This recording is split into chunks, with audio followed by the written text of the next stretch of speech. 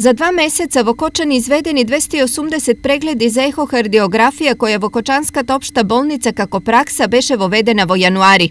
Веќе е ставена во мој термин, може да закажуваат интернисти кои што ги упатуваат оние пациенти кои што имаат потреба од ваков тип на диагностика со цел на времено откривање на кардиоваскуларни заболувања и потоа продолжување со третманот во зависност од диагнозата. Што значи дека овој сегмент или оваа нова метода која што е воведена има своја добра, позитивна примена за пациентите од Кочани, но и од целиот овој регион. За подобрување на здравствените услуги на оваа болница која е во функција на 80.000 пациенти од Кочани, Виница, Берово, Делчево, Пехчево и Каменица, Тодоров најави и трансформација и вработување на 25 волонтери. Во изминатиот период исто така во општата болница во Кочани беа извршени спроведени 3 вработувања, еден кинезотерапевт, еден болничар и еден возач.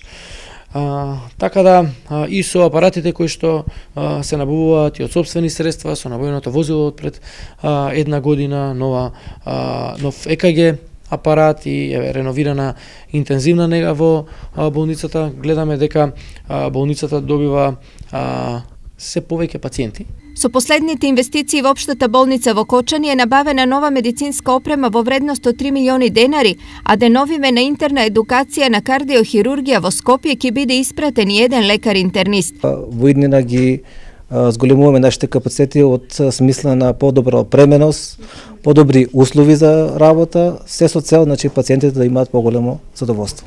Дополнително ќе биде набавен и мамограф, бидејќи општата болница Кочани е влезена меѓу 6 болници во Македонија кои ќе добијат ваков апарат.